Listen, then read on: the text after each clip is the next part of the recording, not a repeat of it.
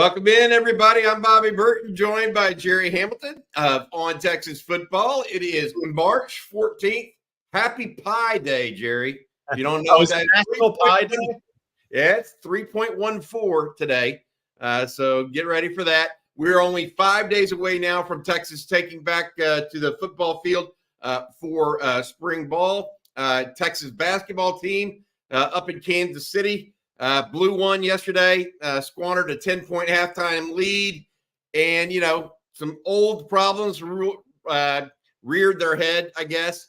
Texas A&M, Jerry, named its new athletic director, Trev Alberts. That's of note to me because that's a body blow to Nebraska. Is it? I mean, look, I'm not trying to be rude or anything, but, I mean, Trev Alberts did Nebraska care that much? I'm not trying to be rude, but it's not like he lit the world on fire as an athletic director. As always, tell us where you're checking in from. Also, give us your thoughts on what you're drinking this morning. I'm going with hazelnut, just straight on hazelnut, I think, from Green Mountain this morning. Enjoying myself a little bit there with the nice smell that it creates in my office. Jerry, let's start with the basketball team last night, because I think that's the most pressing issue right now in Longhorn fandom. What were your thoughts on the basketball team and their performance up in Kansas City? Well, Jerome Tang threw a pie in Texas's face a day early. That's for sure, to get it started. But they have the same issue. Is Tyrese Hunter has to give you something. And I had to look at the stats this morning to make sure I was correct. I've literally never seen a guy go for a career high 30 and go 0 for the next game from the field. He has been wildly inconsistent for a guy that's now started 104 games in Power 5 basketball in the Big 12. In the Texas losses this year, he's shooting about 33%, averaging 8 points a game. I mean, to go from the game he had against OU to 0 for 7. I mean, it's sometimes it's unexplainable with Tyrese Hunter. The fact that he's started that many games. He's the Big 12 Freshman of the Year at Iowa State. And I hate to get on one guy. I mean, if Disu gets in foul trouble and Ace takes one of those two guys off the floor, they're in tough. But they still score. Look, with all that being said, they still score 75 points in that game, right? Yep.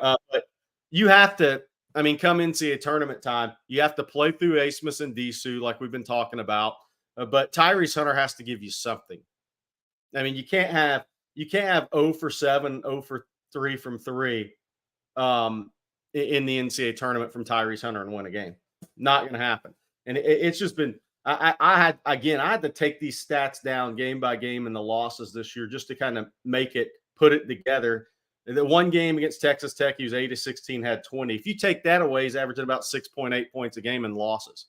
That's not going to get it done. Bottom line, even if we get to Rodney Terry doesn't call timeouts on runs, via Rick Barnes back in the day, didn't used to do that, or time management wasn't great last night. You can't have Tyrese Hunter essentially averaging 6.5 points a game in your losses and think you're going to win.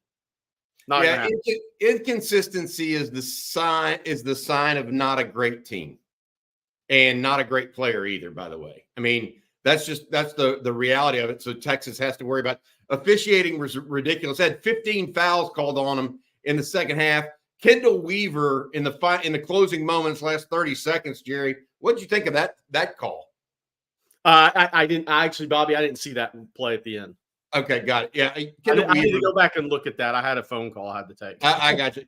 Kendall Weaver called for a flagrant foul. It ended up giving Kansas State a 4-point play, Jerry.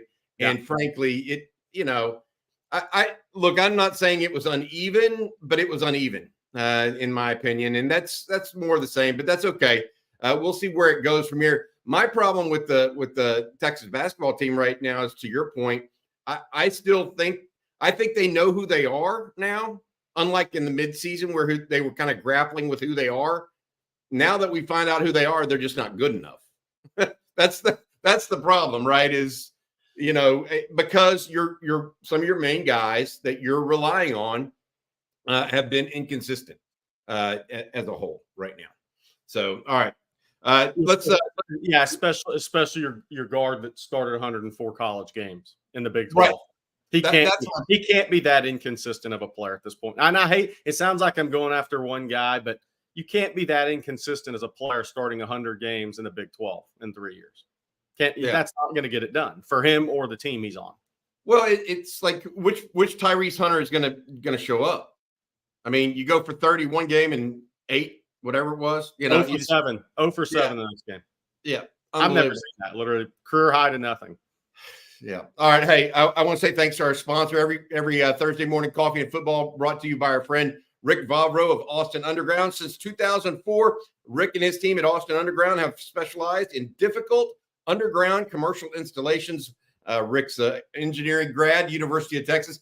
He and his team's engineering background gives Austin Underground the ability to perform work other firms often consider too risky. Rick and his team offer an end-to-end client experience, including seamless communication, budgeting, staffing, and top-notch trade partners. And most importantly, they produce solid quality work each and every time. That's Austin Underground. Rick Vavro and his team, thank you for sponsoring Thursday mornings coffee and football. Jerry, let's now go on and talk a little bit about Trev Alberts and his naming. You mentioned a kick in the gut to Nebraska. What do you think of A&M's new athletic director, generally speaking? I mean, he was a pretty good commentator, wasn't he? I mean, he was good. He was okay. Yeah. Look, I mean, I don't know. Look, I think that's such an interesting move. I don't think anybody's going to go into Nebraska and make them an Ohio State, Michigan level athletic department. By the way, no. I mean, whoever's the guy is not going to do that. I think it's I think it's probably a solid hire for Nebraska for A&M. I think he's navigated some waters there in the Big Ten with Nebraska.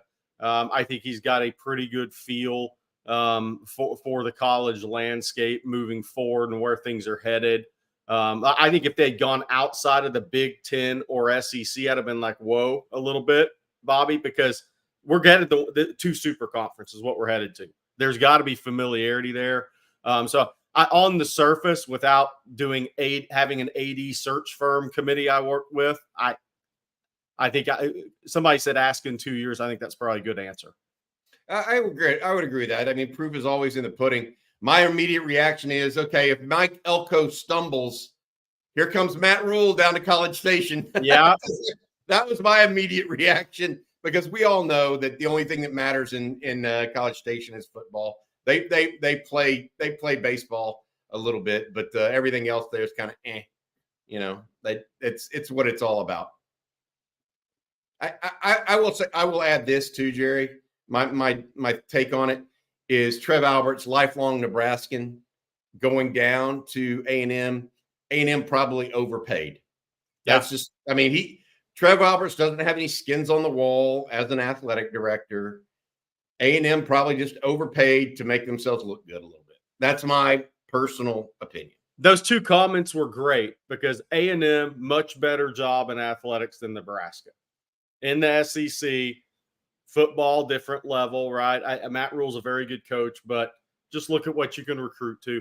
Look at the money in NIL in the future of college sports. A&M's much better position than Nebraska. Nebraska does have one big guy up there, but as far as their collective, but A&M's position better long term. The second comment was pretty funny. Does this signal A&M moving to the Big Ten? Yeah, I don't think so, but you never know. It would be my point on that. I feel like Texas A&M is in the SEC. I think that, to your point, I believe that we're headed to 2 super conferences. Does Trev Alberts help you in that category? No. I don't know. It's an odd hire by A&M, and I think they went for a name hire that would resonate and make them look good after they lost their AD to Ohio State. That's the bottom line, Jerry. And so we'll talk a little bit more about that. So James Lee's comment was interesting. I mean, what does Nebraska expect themselves to be? Yeah.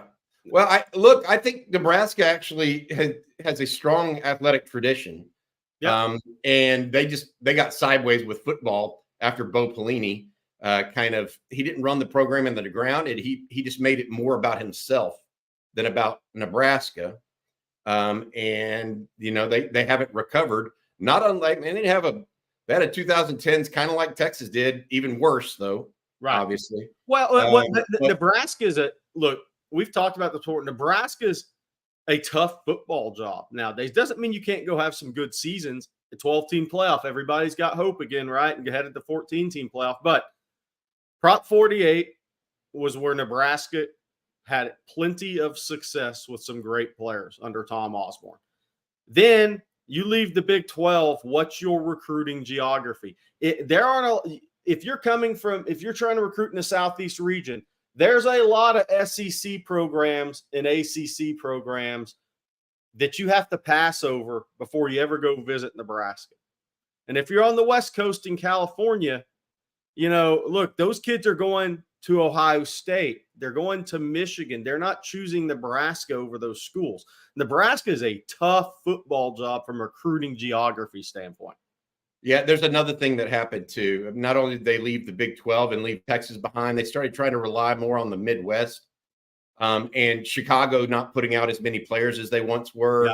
Yeah. They used to try to go into New Jersey. I mean, I don't know if you remember this, but Mike Rozier, the Heisman Trophy winner, Irving Fryer, both from the state of New Jersey. Well, guess what? The state of New Jersey is now, at that time, Ohio State and Michigan. Ohio State was staying primarily in the state of Ohio. Well, now Ohio State about that time, we're going to go recruit everywhere. Yep. And so New Jersey buttoned up. The SEC became more of a big time player so that they couldn't go to Bradenton, Florida and get Tommy Frazier. That's a lot of things happened. A lot of things happened. And none of them really good for Nebraska's recruiting in football. Well, we'll see if that carries through, because they did pick up a great quarterback prospect in Dylan Raiola this year. One of the things that we could all agree on, they haven't had a quarterback that's been very good for a long time. Texas knows that pain very well, right? And so if they get a guy like Raiola going forward, and Matt Rule, I think he's a better college coach, Jerry, than he ever would be a pro coach. Agree. I think he's very good. Could be a real one. You look at that and you think that's a pretty. They got Colorado non-conference. Colorado made them look really bad in the second half last year, but the rest of those games, I mean, Illinois, Rutgers, Purdue, Indiana, UCLA. Week off in between Ohio State and USC. I mean, does anything really, other than Ohio State, USC, anything in there really scare you if you're Nebraska next year? I mean, that looks like Iowa may be good. They're going to be difficult on defense, you know that, but with a true freshman quarterback, if that's the way it goes. Yeah, but my point is, it's not like they're playing juggernauts. No, that's not at all. I don't see, other than Ohio State, I don't see much. I don't see great teams in there. No, and that's probably because the Big 12, our Big 10 only has 3 really good teams, or has had in Penn State, Ohio State, and Michigan, and they only see one of them next year as well. Good morning from Little Rock. I was flying out of Intercontinental yesterday, and the rental center bus driver saw me in my Longhorn hat. She asked if I knew the team and said her cousin was Jaden Blue. There you go. Cool. Very nice. Not very nice. 5 days away, Jerry, from Texas spring ball. We talked a little bit about this yesterday on State of the Program with CJ. Talked about our strengths, what we thought some strengths and weaknesses were of the team. And I want to get your thought on that, because there were a couple of questions in the chat. Post that, and I felt like they're right in some ways. I mean, look, you mentioned your reasons for optimism. Quarterbacks, the quarterback room being the best in the country, which I agree with. I do agree with. Experience on the offensive line, but then you went into cornerback depth, and I think that I might challenge you a little bit on that more than I did in that video, because I actually think Texas has some decent cornerback depth for next year. Not only are they returning guys like Malik Muhammad or Manny Muhammad, as well as Terrence Brooks, who are they're two frontline starters. To your point, you mentioned it in the video. I don't know if they're high draft picks, but they're draft picks. Yeah. Right. Well, they got Gavin Holmes, who's been a 2-year starter. Who needs to take a big step. Yeah. They have him. Jahdae Barron's working there. We know that. Warren Roberson, we know they like behind the scenes for his athleticism and what he's done. And then you have guys coming in like Wardell Mack and Kobe Black. My point to you is I think they have depth. I worry they don't have top line elite guys yet. And now maybe Brooks becomes that this year. Maybe Manny Muhammad takes another step. But I wanted to challenge you a little bit. What did you really think when you were talking about that cornerback depth? What was your true thought on that? Yeah, no. So I think for me last year, if Ryan Watts goes down, it impacts you. But you still had Manny Muhammad, who was really good in the spring, right? You had Terrence Brooks there. You had Gavin Holmes off transfer. So I felt like last year you were in a better place to handle injury than you are headed into this spring. That's why I was kind of like, some guys have to step up. Gavin Holmes has to be a better player as a senior year 2 than he was year 1. Because the problem right now for Texas is if Manny or Terrence Brooks goes down for an extended period of time, okay, does that mean you're going to end up having to move Barron the corner and reshuffle everything? Does that mean Gilbo's going to play corner, who hasn't played corner in college? I mean, somebody's going to have to step up this spring to shore up the depth at that position. And you're going against better athletes in the SEC. So that's going to be challenged as well, more so if you have an injury. So that's kind of my take is I want to see who steps up. That's my reason for concern this spring is who is going to step up this spring? Who do you head into August with as your number solid 3, which Gavin Holmes can be if he makes a jump, and then your number 4? Got it. I add this to your point, and in all fairness, Gavin Holmes, I talked to some people behind the scenes. Gavin Holmes last year, Jerry, did not, in his opinion, play up to standard. Was a little soft, maybe a little softer than what they anticipated upon arrival from Wake Forest. Now, at the same time, may be their best downfield cover guy. He's definitely the fastest corner they have. If you're challenged over the top, he's the guy that can run with anybody, right? Yep, absolutely. All right, going to talk a little bit more about this stuff with you guys. Please feel free to get your questions in. We got a lot of time. We're talking a little Longhorn football, basketball, whatever you want to talk about today, and it's Texas related. We're going to tackle it if at all possible. Jerry, I also want to mention, bring this up real quick. CBS Sports came out with its latest mock draft yesterday. 3 Longhorns in the first round. Byron Murphy at 17 to the Minnesota Vikings. Number 24, Xavier Worthy to the Dallas Cowboys. And then number 32, Adonai Mitchell, all the way up to the Kansas City Chiefs. What do you think about Worthy to the Cowboys? Well, what I said on the TexasFootball.com in response to that, Blake's post on that is AD Mitchell's the winner. I mean, who gets to play? To me, it's like Worthy and AD Mitchell sitting there should be punching each other. Who's going to get to play with Pat Mahomes? Yeah. I mean, whoever gets drafted 32, if one of those two guys does, is the big winner in this draft long term as a receiver.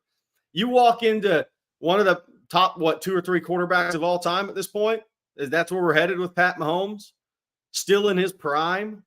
Has a lot of years left. Man, I want to get drafted by KC. Now for Worthy. Go back. Hey, Blake, go back to that Byron Murphy thing, because this is how narratives start, in my opinion, Jerry. Murphy is a twitched up interior rusher. Brian Flores will love to add to the middle of his defense. Do you consider Byron Murphy twitched up? No, so that's you're right. That's where the narrative happens. So now anybody that reads that and looks at his size thinks he's Aaron Donald. Yes. He's not as twitched up as Aaron Donald. So that puts Byron Murphy in a place where that's not really going to be fair because Minnesota Vikings, hey, we got the next Aaron Donald. Well, he's not that twitched up. I mean, he's got twitch, but that's another level of twitch, right? To your point.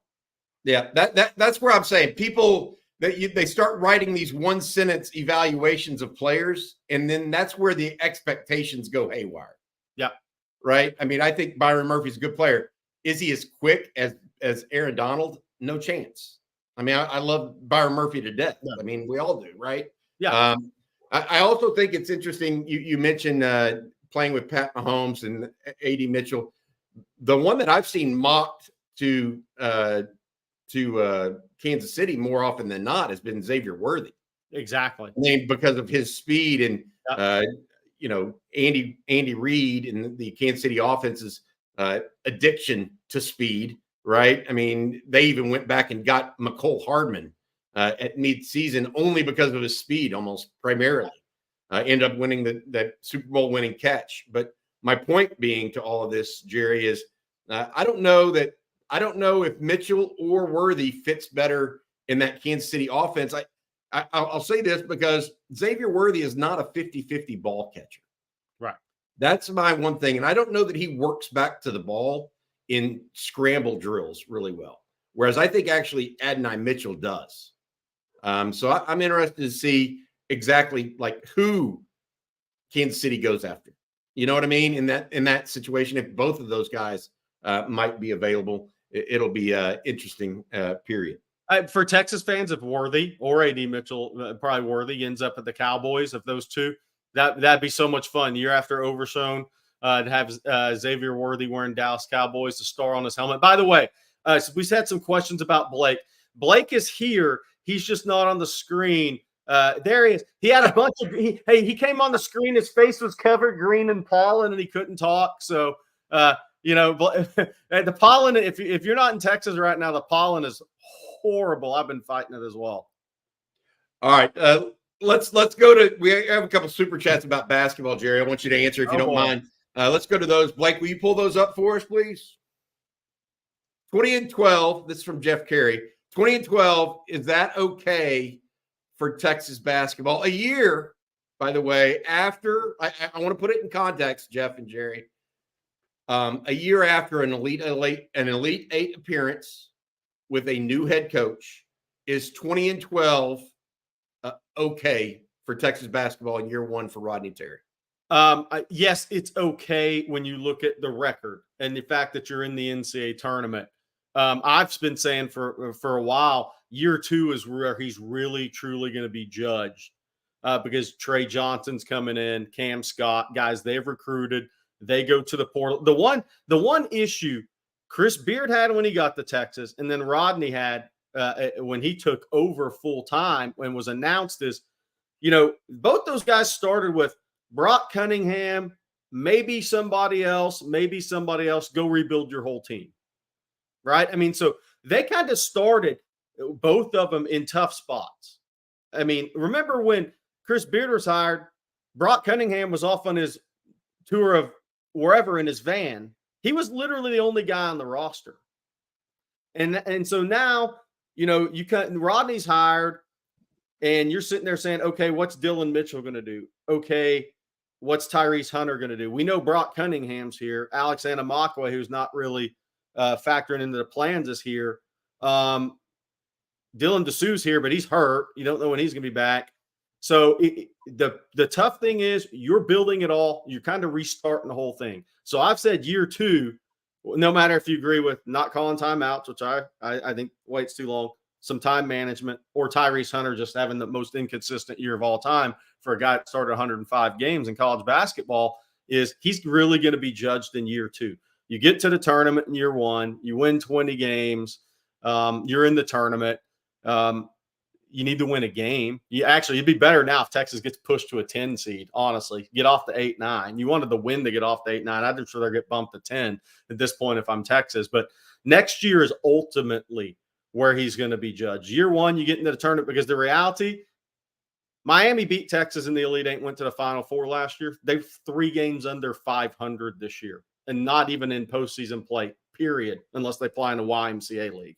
I mean, so that, if you go down the list, some of those teams that were in the Sweet 16 last year, they're not even going to make the tournament, or they're barely getting in this year. So that's not an excuse for Texas or Rodney Terry. That's just a reality. But I think year 2 is where he's ultimately going to start being judged, because he builds his roster now. He's got his guys coming in. And so, okay, now it's fully yours.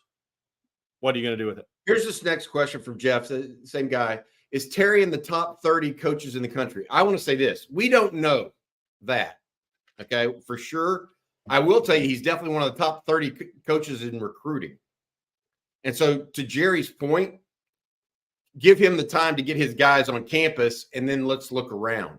My only issue, okay, with all of this is these days recruiting is all about the next year. Yeah. I mean, Miami, you just mentioned it, went from a Final Four team to below 500 with a strong NIL. Yeah, with strong NIL. And so there's a level there where you have to give some grace to basketball coaches. But I'm good with you saying year 2. I'm good with that. I think that 20-12, my final answer on that, and I'm not Jerry as it relates to basketball, but my final answer would be 20-12 is okay. It's not what they wanted. It's not great, but it's not devastating. They're not out of the tournament. And look, and here's the thing, Bobby, I want to say, to be fair, if you're a casual Texas basketball fan, you tune into UConn, Marquette, Kansas, Houston. You saw Texas get the doors blown off of them 4 times. And so you're like, I'm out. Right? That's not a good look. And that's not a good look. To me, the biggest issue is, though, there's been some bad losses. Even outside the blowouts, the loss to UCF at home really hurts Texas as far as tournament seeding goes, right? I mean, West Virginia on the road, they're not a good team, but at least it's a road game, and you won 4 road games in the Big 12. But the home loss against UCF is one that's costly come seeding time. Dude, the problem I have is exactly what happened last night. You had a 10-point lead at halftime. I mean, I know that it happens in basketball, but they got dominated in the second half. Yeah. To your point, Jerry. So they're going to go into the NCAA tournament knowing that they just got outscored 14 points in the second half against Kansas State, who is not a great team. Again, I think it's the term okay is right. It's not great, not bad, not necessarily good. Right. But above water. You kept your head above water in year 1 if you're Rodney Terry. Now you need to go out and recruit the guys that you think can take you to the next level, go into a new league, get acclimated, play well, play hard, and then get back to the NCAA tournament again next year. All right, Jerry, before we go to the second half of the hour. By the way, I wanted to say this. If you want some entertainment, go to Kansas boards and read on basketball right now. Oh, what happened there? They lost 72-52 to Cincinnati in the first round of the Big 12 tournament. Kevin McCullough didn't play, but it doesn't matter. The game after Texas last night, they got blown out by Cincinnati and Kansas City. I didn't even know that. Oh no, that's. I mean, you want some entertainment? Go to one of those boards. They care. That would be like, I mean, frankly, Texas football losing to Kansas. They take their basketball that seriously in Kansas. Yes, that's how that is seen. That's for sure. Hey, Jerry, wanted to from Lake Tahoe. Wow, that'd be a nice place to be right now. Hey, question for you, Jerry, or not question. Wanted you to go ahead and as we lead into the second half of the hour here, head on and talk a little bit about Mando, one of our newest sponsors here at On Texas Football. Let me see your pits, guys. Mine are good. My guys, you ever lift a little too hard or just to forget to apply your daily deodorant and get hit by a truckload of BO from all directions? That's what happened to Kansas and Kansas City last night. Does that 3-in-1 shampoo leave you needing a second shower just a few hours after the first? From the founders of Lume, Mando Whole Body Deodorant is helping men conquer their odor in a new way. Formulated with mandelic acid, Mando has a long-lasting 72-hour odor control that actually stops odor before it starts. Best part is you can put Mando everywhere. Pits, packages, feet, skin folds, back, knees, literally everywhere. To top it off, Mando's cologne quality scents were created with men in mind. Pro tip, Try their best-selling scent, bourbon leather. It's a game changer. Once you experience fresher underarms, a fresher package, and fresher feet, you'll never go back. Special offer. New customers get $5 off a starter pack with our exclusive code and link. Use On Texas all caps at shopmando.com. That's shopmando.com. Thank you, Jerry, for that read, and hopefully somebody will use that. When the time is appropriate here. All right, the second half of the hour here, we're going to talk a little Longhorn football. We're going to take questions, talk a little what you guys want to talk about. Here's something from Kim. Morning from Rockford, Illinois. If Texas has a great 2024 season, how many award winners come from this team? Maybe the biggest award of all. Yeah, in college sports. Yep, and that's the Heisman. I know a lot of football individual award. Now, team awards, there's a bigger one. Yeah. Look, if Quinn Ewers is up for the Heisman, Kelvin Banks is probably an All-American. That means he has had a very good year protecting him. I would say, if Anthony Hill makes a big second-year jump, that's going to be interesting to see what happens with him. Then you have, what is you could have a number of, we talked about it yesterday. Somebody asked about Ethan Burke. You could be a third team all SEC edge, and that's like being third team All American. Yeah. I mean, let's be real. No, I agree. So, I think they have an opportunity to have a number of award winners. We're always going to say, okay, well, if Isaiah Bond kind of replicates what he did at Alabama, at Texas, and they have a really good year, does Isaiah Bond, if he has his best career year at Texas next year, look, he enters that A.D. Mitchell season type of territory. So then you're going to get all league recognition for sure. Gotcha. I've got some. This would be my list, Kim. First of all, Quinn Ewers' possibility at Heisman. I think he's he and Harrison Beck, the quarterback at Georgia, are the two co-leaders right now. Kelvin Banks would be the out one. I think the Joe Moore Award is on the table as well as the best offensive line. You mentioned Anthony Hill. I think that may be a year away, Jerry. But I'm going to give you one that I don't think is a year away. Bert Auburn, Lou Groza. I mean, the guy is going to end up a walk-on at Texas. He's a walk-on at Texas, right? He's going to end up one of the top 5 scorers of all time in Texas football history if they have a decent year this year. Yep, no doubt. Just keep that in mind. I mean, he's had that kind of career at Texas. He's been, he started off last year inconsistent, but then ended it consistently. So I wouldn't be surprised if he's up for some national awards. Outside of that, I don't know that they have guys that are going to be wow. We'll wait and see. We'll wait and see on that. All right. Thanks for chat. Okay. Yeah.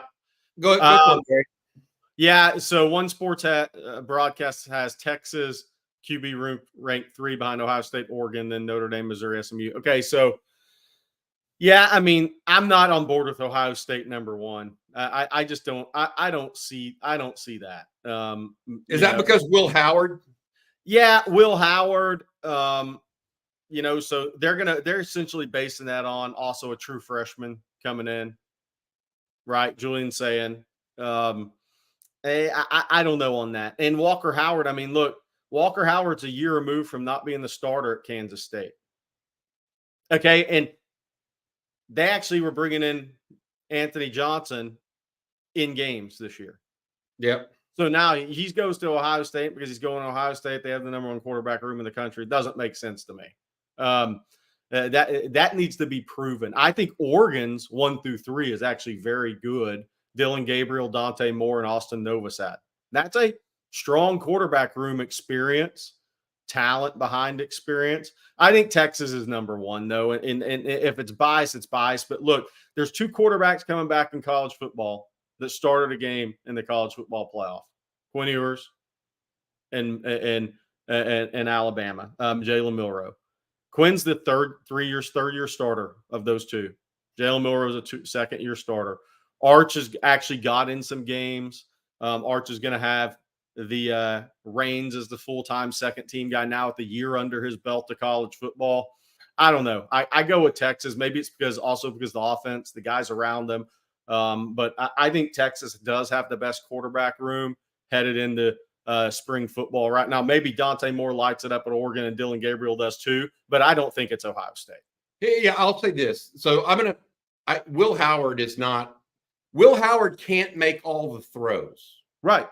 So take him off. I mean, I don't it's even 2 years in a row where they took him off the field for somebody else. Yeah, no, I get it. Right. Will Howard cannot make all the throws, and you need to get Ryan Day and those weapons all of the balls that they can get downfield. I mean, I just don't agree with that for Ohio State unless this guy Julian Sayin or Aaron Nolan or whoever they have that comes in after him, because Devin Smith's not it either, by the way. At Ohio State, they have a bunch of names, but they don't necessarily have a guy. So I really think it comes down to Texas and Oregon, like you do. Who would you take, Dylan Gabriel or Quinn Ewers? I would take Quinn this year. I'll say this. I would take Quinn too, and here's another reason why. Will Stein's the offense coordinator at Oregon, right? Yeah. He likes to run his quarterback. Yeah. You're going to really run. Now, Dylan Gabriel scrambling is different than designed runs, which is what Will Stein likes to do with his quarterback a little bit. Are you going to do design runs with Dylan Gabriel knowing that he's a little fragile? You can't do that each and every week. Right. No okay. Doubt. They didn't do that. And that's the thing. So Dylan Gabriel, not the athlete either, Bo Nix was at the quarterback. No, not even close. Bo Nix was a very good scheme fit for Will Stein, right? To your point, yeah. And the other thing is, look, Dylan Gabriel's going to be playing a lot of outside after you get past September. He's going to be playing colder weather games, rainier weather games. Yeah, not necessarily his strength in his career. And those. So let's keep going. Let's keep going though. Let's keep going with this quarterback, because you came out and said Texas has the best quarterback room in the country yesterday. All right, Arch Manning versus Dante Moore. Is there even a competition there, in your opinion? Well, I've never bet against the Manning, and I'm not starting now. Yeah. I mean, look, I'm just not doing it. I'm not doing it. Now he's going to be in year 2. I mean, here's the other thing. The maturity showing patience. Dante Moore left the situation. That didn't go well. I'm going to go to Oregon. Oops. Oh, they got Dylan Gabriel. What did you accomplish? What did you run from? You ran from the same thing you just got into. That makes sense. I do not. I'm not this guy that thinks Dante Moore is the answer compared to Arch Manning. I'm just not going to be that guy. Yep. So that's going to be my opinion. Phil Steele, we've had on the show, saying he thinks he'll have him number 1. I think that's probably accurate, but at some level, it only matters what your number 1 quarterback does. Right. And the one that was interesting to me, frankly, wasn't Jalen Milroe at Alabama. It's Riley Leonard. Love it. At Notre Dame. If Marcus Freeman at Notre Dame is going to make anything out of that program, yeah, it'll likely be this year with Riley Leonard at quarterback, because he is things that Sam Hartman was not. No question. No question. Sam Hartman's going to be an NFL guy down the road. Riley Leonard is a definite NFL guy. He has a chance to be a 1-1 pick next year. Yeah, I mean, look, if he doesn't get hurt last year, I mean, Duke maybe win 10 or 11 games. I mean, just think about if he was healthy all year. And man, David Cutcliffe doesn't really miss on a lot, does he? By the way. But look, Riley Leonard, to me, was the biggest win in the portal. Does that mean Notre Dame's winning a national championship? No. They have a lot to prove. Does that give them a better chance of making the 12-team playoff with Riley Leonard? Absolutely. Yep. I mean, there's no question. He's also played against all these ACC teams before. He's had success against them. His stats weren't eye-popping last year, obviously. But, if you watched him against Clemson, you're like, ooh, okay, this guy's a little different than a lot of guys we're watching in college football at the quarterback position. I thought that was a huge win in the portal and actually gives Notre Dame a chance to compete to get in the playoff this year. I think he's that good a player. And by the way, he's got some great house year 2. He's not coming into a program void of guys necessarily. He may not have what Texas has, but he's not void either. And they've recruited well on both lines. Yep. They really have. Marcus Freeman is a good recruiter on the line of scrimmage, in my opinion. Yeah. Very, very good. So Notre Dame will be I think Notre Dame will be a tough out for some people. I really do. I don't think I don't know. I don't know where they're going to take this at Notre Dame. I follow that program a little bit, and they've got good line of scrimmage. They've got some good skill guys, but their skill guys tend to be a little overrated because they're Midwestern skill guys. Often this, like Estime, the running back last year, woefully overrated. I mean, not nearly the player that Jonathan Brooks was, but they were all trying to make him a Heisman Trophy candidate because he rushed for 200 against Navy or whatever, right? And so there's some of that overkill where I just think they lack skill position talent at times, but a great quarterback can help overcome that as well.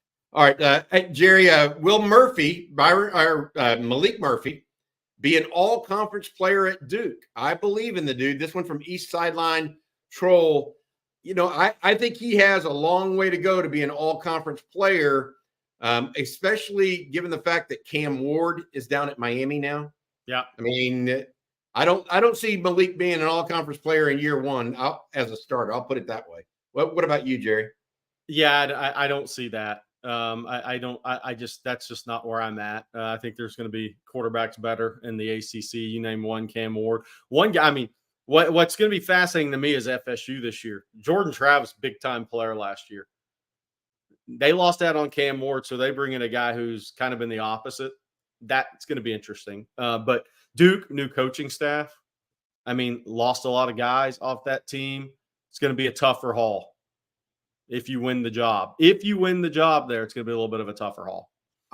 Manny Diaz couldn't do it at Miami. What makes you think he's going to be able to do it at Duke? Does he have great basketball tickets? Woo. He gets to watch Cooper Flag next year. Hey. All right. I want to say thanks. One of our sponsors for this show on Thursdays is Prize Picks. The folks there at Prize Picks.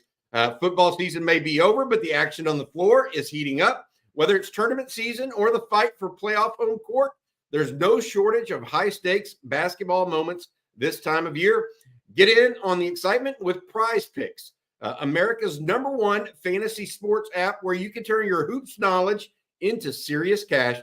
And now you can win up to 100 times your money on Prize Picks with as little as 4 correct picks. That means you can turn 10 into 1,000 with NBA, NHL, and college basketball entries.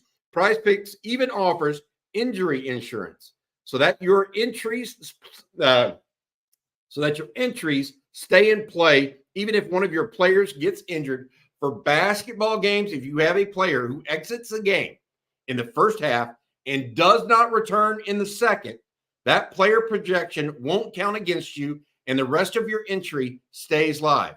Download the app today and use code ONTEXAS, that's on Texas, for a first deposit match of up to $100. Blake wanted to share his picks, but since he has no voice, I'm going to do it for him. Today he is taking North Carolina's R.J. Davis to go for more than 14.5 points and Harrison Ingram to go for more than 9.5. To join him on those picks, go to prizepicks.com or download the Prize Picks app and use code ONTEXAS for a first deposit match up to $100. That's Prize Picks. Pick more, pick less. It's that easy. PrizePicks.com. Use code ONTEXAS for a $100 match.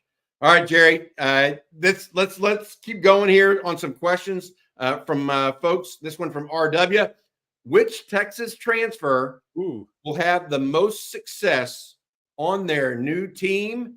Pick this question, Blake. Blake did it. Good job, Blake picked it for you, RW. But what do you think, Jerry? What I know who I'm going with is a little bit different maybe than you, but I know you're headed Trey Moore's direction. I'm absolutely. Let me start. Yeah, go ahead. Go ahead. Let me start. You go I think he's the most important transfer, right? Currently. Okay. I'm going to go with Trey Moore just based on what I've been told. Yeah. I tell you, the words behind the scenes have not, and it hasn't just been from internal sources. It's also been from players on the team talking about it, to their parents and to other people. They just think he's cut from a different cloth. Yep. Now, here's my question, and I posed it yesterday, Jerry. Is Trey Moore that good, or has Texas lacked a pass rusher at that position so much so that it's making Trey Moore look that good? Right. And that's my only, because it's the zero-sum game conundrum that we talk about every year. If Texas looks good on the defensive front, well, maybe the Texas defensive front isn't that good and the offensive line isn't that good, right? Is the real story. We've lived through that before, both of us, many times. So my question is Trey Moore really cut from a different cloth, or is he just a product of the situation at Texas? My thought process right now is, given that Texas has seen a lot of the elite players across the country last year, playing at Alabama, playing in the college football playoff, knowing what those guys look like, and some of their own guys this past year, they're going to the NFL draft. I think Trey Moore's legit. Here's his numbers. Blake put them up for us. I appreciate that, Blake. Last year. So I think, Bobby, I think he is the edge version of Byron Murphy for me. Okay. He's not as tall as ideally you would like. He doesn't have as long arms as you would ideally like. So people are going to look at that and say, that might even look at a Power 5 game or two at UTSA. Well, that was one of his most productive games. Well, yeah, everybody game planned for him in those games. But here's the thing I'll say. I think he's got that same mentality that Byron Murphy had from talking to people that used to coach him. That is the key. So if he's twitched up and he's got that Byron Murphy stuff in him, I like that he bet on himself a little bit. Look, he's a guy who had Ivy League offers coming out of high school, right? Was not highly recruited by D1 teams. Jeff Traylor and that staff did a good job getting in the UTSA. I think they knew they had a steal when they did. Obviously, his first year, it's transition year, getting stronger. I think he came out of high school about 205, right? Right around there. But I just think that twitch, that experience, probably that chip on his shoulder, betting on himself when other people have never really bet on him as a football player. Byron Murphy was the same way. You got to remember, Byron Murphy played next to Shamar Turner, who was the 5-star talent, who still is, by the way, just hasn't put it all together. Still a really good player we drafted. But Byron Murphy had the chip on his shoulder. He wasn't as highly recruited as Shamar, the guys at Duncanville. He felt overlooked.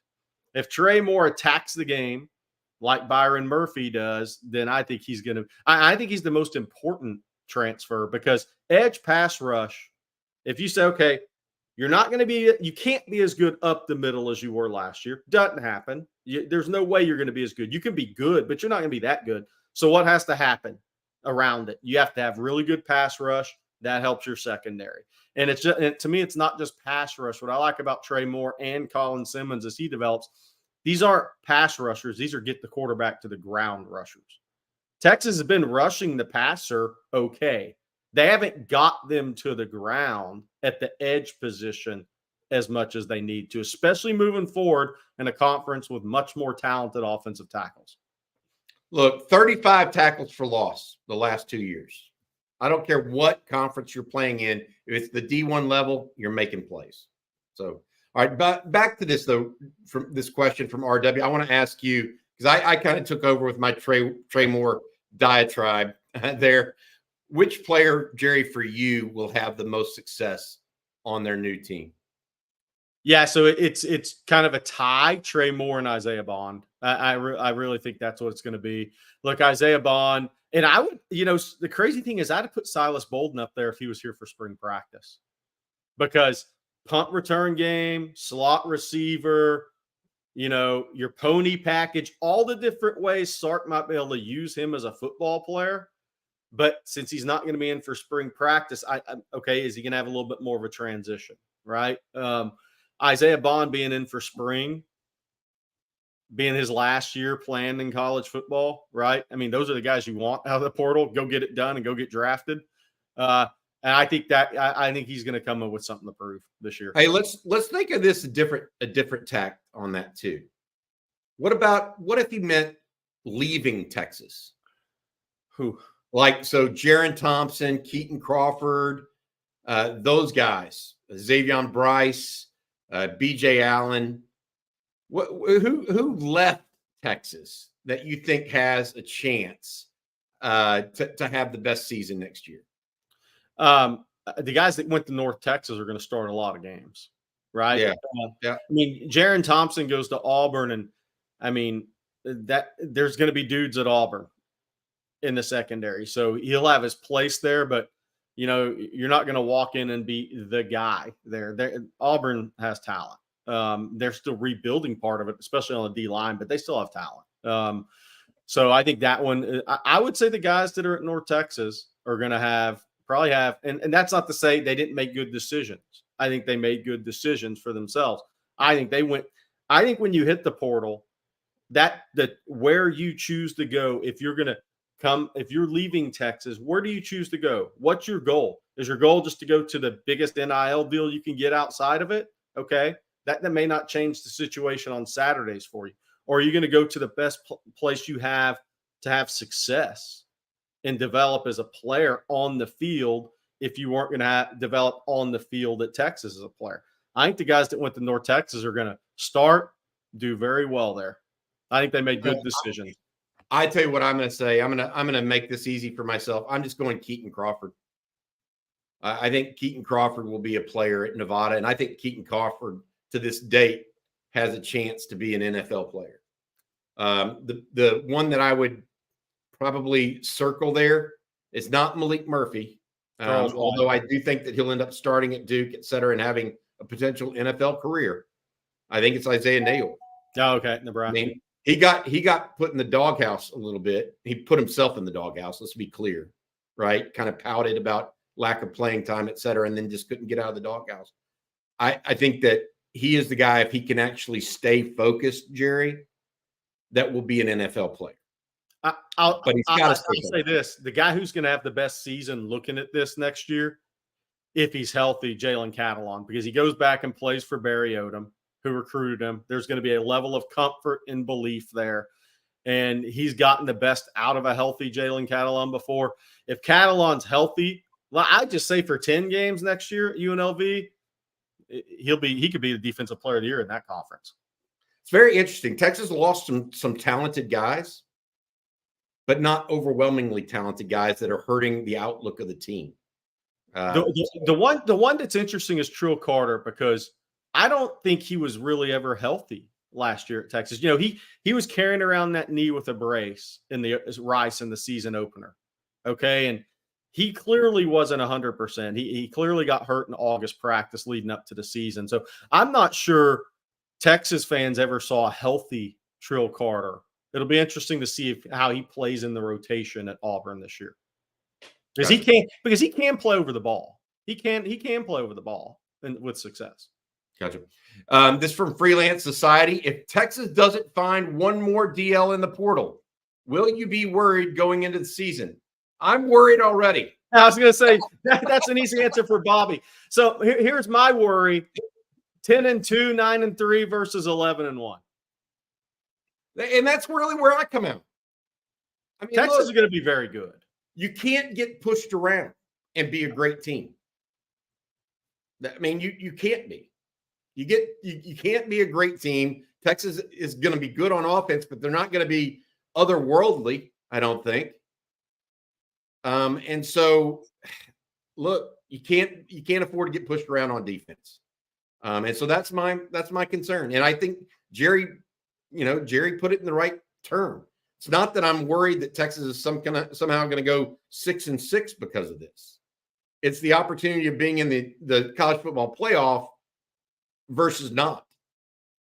That's really my, you got to be strong on the line of scrimmage on defense, or else, look, A&M could come and push you around in that game in College Station. If you get pushed around, you're going to have problems. That's all there is to it. And you don't want to play that way. You don't want Kentucky, who has a strong running attack, come in and try to. Michigan, Georgia, Kentucky are the teams early in the schedule, first 8-9 games of the schedule. They're going to try to test you. Out physical. And I know people are saying Kentucky, what are you talking about? I mean, Florida will try to do that. Florida will try to do that. I think Lagway is going to end up being their starter midway through the year, though. I mean, I think that he gives them an X factor at quarterback that they don't have. The young man out of Willis, Texas, that just signed with him. I've got a strange feeling that they're going to go. Billy Napier is going to try to save his job with a freshman quarterback. Is what's going to happen. And say, bet on me for the future. And maybe that's the right way to go about it if you're Billy Napier, to be honest. All right, Blake, here's the question. If Texas gets one experienced adult in the room, doesn't have to be a first or second round draft pick level guy. They get a DT out of the portal, adult experienced guy in the room. So they brought in 2 with Savea and this guy. If this guy's a little higher level player than Savea, but I'm not saying it's first round pick level guy, because those guys are actually going to end up being hard to get if they stuck at their school in the spring, I think. What does that do for you?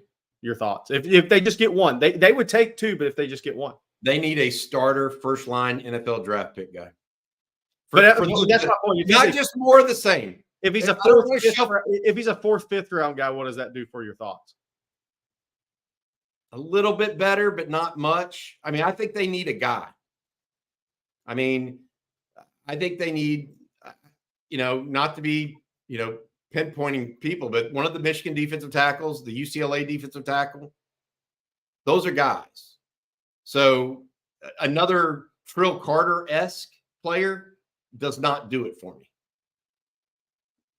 That's I don't want to say this is a bad metaphor, but you don't want to reshuffle deck chairs on the Titanic, right? I'm not looking for more of the same. I'm looking for an upgrade or a reinforcement.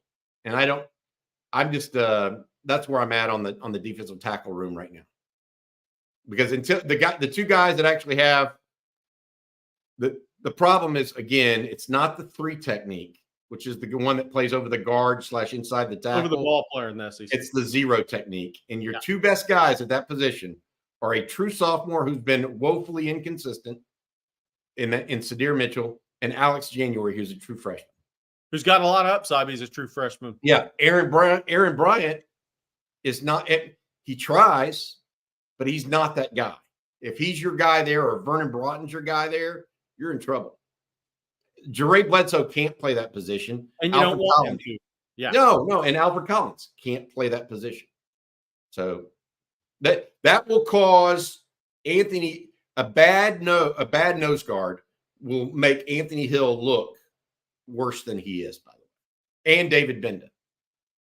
So that's why it's so important. That position causes a cascading effect, for my opinion. All right, let's go to the next question, Blake. Talk a little bit more. We got a few more minutes here to talk. Where were sacks in 23, and where did they go in 24? Blake, do you have that pulled up for us so that we have sack numbers ready to go here? Let's look at it. I think Ethan Burke led the team. Anthony Hill, Byron Murphy, Barron Sorrell, all had 4+ sacks. We talked about this, Jerry. We don't think that they had guys to get people on the ground. But I also say this: the 2 guys there's only 3 guys out of that group that I guess I worry about being gone from a sack perspective, and that's Murphy and Sweat, right? Yeah. So they bring back the majority of it. They just got to get better guys, more guys on the ground coming from the edge. What does Trey Moore do? What does Colin Simmons do from that category for your perspective? What are more snaps for Alfred Collins and Jere Bledsoe do? Yeah. Your thoughts on that? Yeah, I think they're going to be a much, much better pass rushing unit with Trey Moore, with a Colin Simmons as he develops, with Anthony Hill in year 2, Ethan Burke year 3, Barron Sorrell in his final year. He had 10. He led the team in quarterback hurries. Obviously, you see it there with 10. Alfred Collins should have his best year. So look, then Jalen Ford was tackles for loss leader. So there were some things behind the backfield with him too. But I think Texas is going to be a much better pass rushing unit this year. And they need to be to help. That helps your secondary, right? I mean, especially going into higher level athlete land in the SEC. But, I think it's going to be from the interior and the edges and the linebacker position. I think Maurice Blackwell can rush the passer. He's getting bigger. He's 220 pounds now. I just think you have more of those guys. Look, if you're more confident in your safety's ability to cover, you're going to bring more pressures from different places. I mean, so I think you're going to be a much better pass rushing unit this year as a whole, as a defense. But I'll also say this, the Big 12 outside of Oklahoma, not really good at offensive tackle. Okay. You're playing against better talent now. So it's got to go up about 2 or 3 notches. You have to win on the edge against longer limb athletes in the SEC. I mean, you have to. Yeah, I agree with you. Texas had 32 sacks in total last year. Yep. I think 27 the year before. So they got the quarterback on the ground more in 2023. In 2024, I think they're going to try to shoot for 32 to 35. The real movement for Texas this past year on defense wasn't in the sack department, Jerry. It was on third down defense. If Texas can continue that trend, life is going to look a lot better for the Longhorns in the SEC than many people would think. Look on the outside looking in. They made some real headway on third down last year. The defense did. All right, we're a little over an hour now. We got a couple more questions we'll get to. You all talked about Jalen Milroe a little earlier. What do you all think his upside and future is? I think he's going to be one of the more interesting prospect players in college football this year because he's going to make a jump year 1 to year 2. And now he's got Kalen DeBoer to help him make that jump, which I think is going to be underrated. Can he execute Kalen DeBoer everything he wants to do in the passing game? No. But can Kalen DeBoer scheme around him to maximize him and maybe make him look better than he is? I think the answer is yes. That's going to be one of the more fascinating things to watch for me in college football this year. What does Jalen Milroe look like in Kalen DeBoer's scheme as a second-year starting quarterback? And how is Kalen DeBoer going to adjust what he does to maximize Jalen Milroe? Because I think DeBoer is a fantastic coach. If he can maximize Milroe, he's going to have a really good year. Alabama still got players. They lost a couple of guys, right? But they still got players. But he can maximize him. But is that going to make him look better than he is in terms of being an NFL prospect as a passer? I think what did Alabama lose? 10. They're losing 10 starters to the NFL draft, and they lose 2 starters to Texas alone. Yeah, I mean they're down from last year. With Milroe, I think that Milroe is a very similar version to a guy not unlike Jalen Hurts. I mean, I know they both played at Alabama, but he is a big, strong runner that can move the pile as a runner, can throw the deep ball fairly well. My problem with Jalen Milroe is I think he's largely inaccurate. Yeah. I was watching Merle Hodge does a great job, by the way, of evaluating quarterbacks for the NFL, and watch the one thing that he is pinging Drake May on right now, the North Carolina quarterback. He's saying he's just inaccurate. And he goes, you can't make a quarterback accurate. Correct. That may improve a scooch, but it ain't gonna improve much, right? And so I feel like with that being said, be careful a little bit with Jalen Milroe and Kalen DeBoer, because Kalen DeBoer, frankly, Jerry, he likes to throw the ball. Now, if he somehow figures out a way to get people in precarious situations by using the QB run game, I think he will, to your point. Oh, yeah. He's that kind of offensive coach. We'll see how it goes. We'll see how it goes. Hey, I want to say thank you one last time to our sponsor, each and every Thursday live stream brought to you by our friends at Austin Underground. Since 2004, Austin Underground has specialized in difficult underground commercial installations. The team's engineering background gives Austin Underground the ability to perform work other firms often consider just too risky. Rick Vavro and his team offer an end-to-end client experience, including seamless communication, budgeting, staffing, and top-notch trade partners. And most importantly, they produce solid, quality work each and every time. That's Rick Vavro and his team at Austin Underground. All right, Jerry, we have time for a few more questions here. Let's get to those. Blake, if you don't mind bringing a couple up for us. From Dean Neisner, who's going to be the guy that Ewers goes to on third down? Who's clutch? Tight ends? Who's this guy on third down? I think it's a great question. Is it Jonte Cook? Is it Ryan Wingo? Is it Bond? Who'd you say? Matthew Golden. Matthew Golden, the third down guy. I think he is. I think there's going to be and he's fast himself. There's going to be so much speed around him that he's going to have a lot of tremendous opportunities. I think he's very good in the short to intermediate passing game as well. Not that he can't go make plays down the field.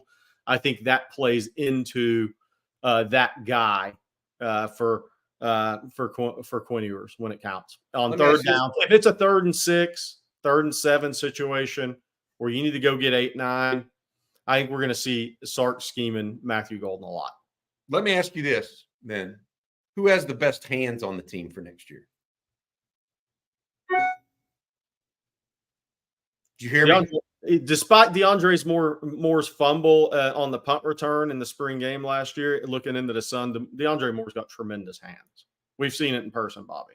But he's not thought to be one of the first 4 right now. Right. Okay. I just want to. I think of a third down guy, and I think of Jordan Whittington 2 years ago. Yeah. Not last year. I don't think Texas had a quote unquote third down guy last year. I mean, Adonai Mitchell would have been the closest one to it, but he wasn't overused in that capacity, was he? I mean, now let's say this too. So Silas Bolden is a trusted punt return guy too. There's going to be something there, and he's a little guy that won some 50-50 balls in the Pac-12. Yeah, and might be able to make some people miss on 3rd and 2, little naked boot type stuff. All right. Yeah, I can see that. I don't know that I know the answer. That's a pretty good question, Dean, because we'll find out soon enough if there is even a third down guy. Because another thing that it could end up being Jaden Blue, to be honest. Checking down to him and trying to get 2 on the outside just with his speed. Could be that guy. Good morning from Tyler, the Rose City. Do you guys think Isaiah Bond will be a Biletnikoff Award finalist in 24? This is from Fresh 6473. Biletnikoff finalist? Are we thinking Bond is going to be the best receiver at Texas next year, Jerry, in your opinion? I think he's going to put up the biggest numbers. Okay. I do. I mean, he had 48 for 650 at Alabama, and Miller is a first-year starter. It's not an accurate quarterback, what we talked about. That's pretty good numbers for a guy that wasn't playing with an accurate quarterback, first-year starting quarterback, first-year offensive coordinator, young offensive tackle at left tackle. We know he can really run. We know. And I mean, look, the play he made against Auburn, the play should have never been made, but he had an opportunity to make a play. And that is one of the biggest catches in Alabama history. Yeah.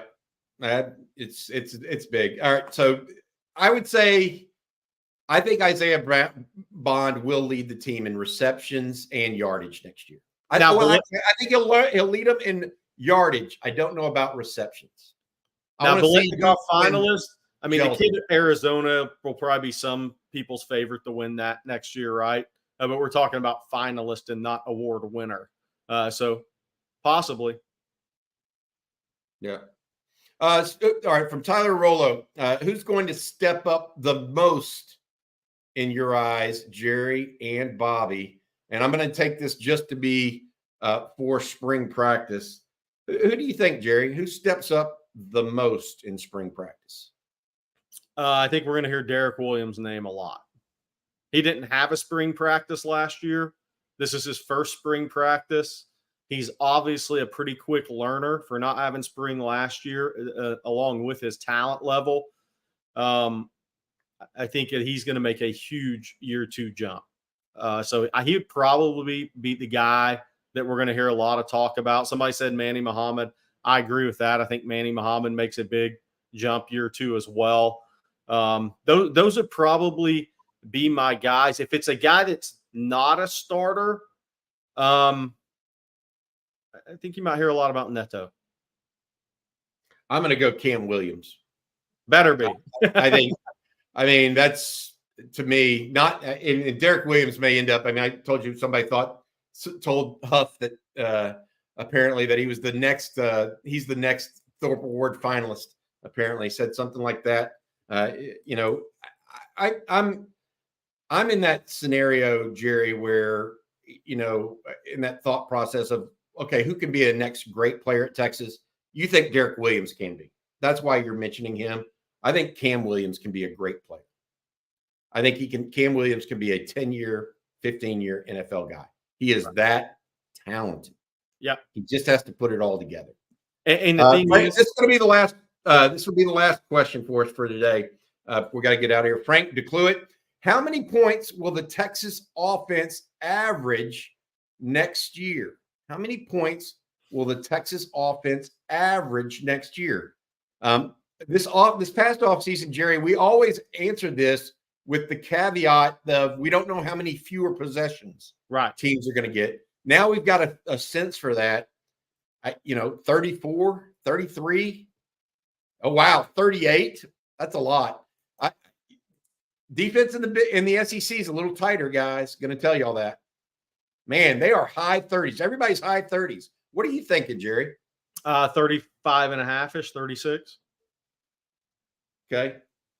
Yeah, I'm more in the 33 to 35 range.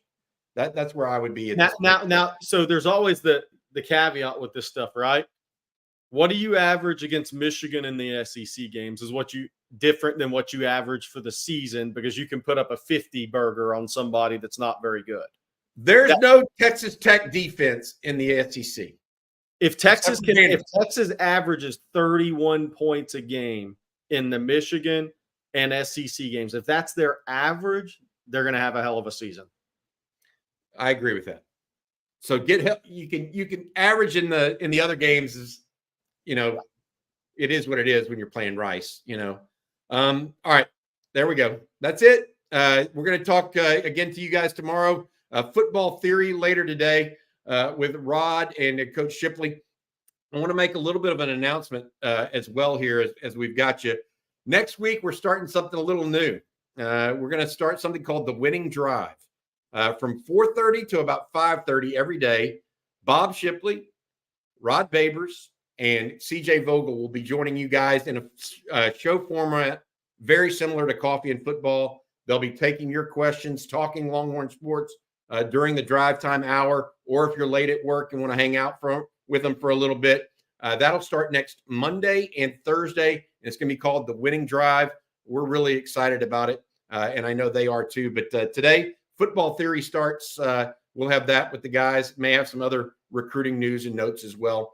Please also consider liking our channel as well as visiting us on TexasFootball.com. And if you missed yesterday's Coffee and Football, if you don't tune in daily because we all have work schedules, make sure you can go back and watch the Sean Rogers interview.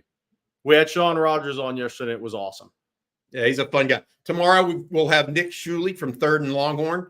He's a friend of ours. We're going to talk with him a little bit about his programming and what he does. It's just an awesome, another YouTube channel that hopefully you guys check out.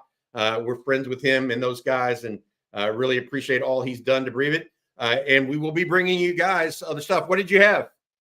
We need another trivia night. I'm thinking that would be awesome to do in one of the off weeks for Texas. You have 2 off weeks this year. Get into the season a little bit.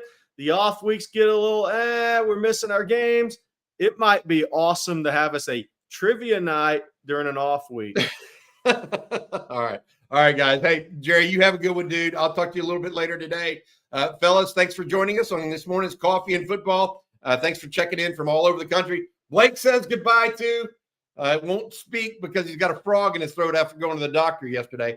All right, for Jerry Hamilton, Bobby Burton, and our producer today, Blake Monroe, this has been Coffee and Football on Texas Football.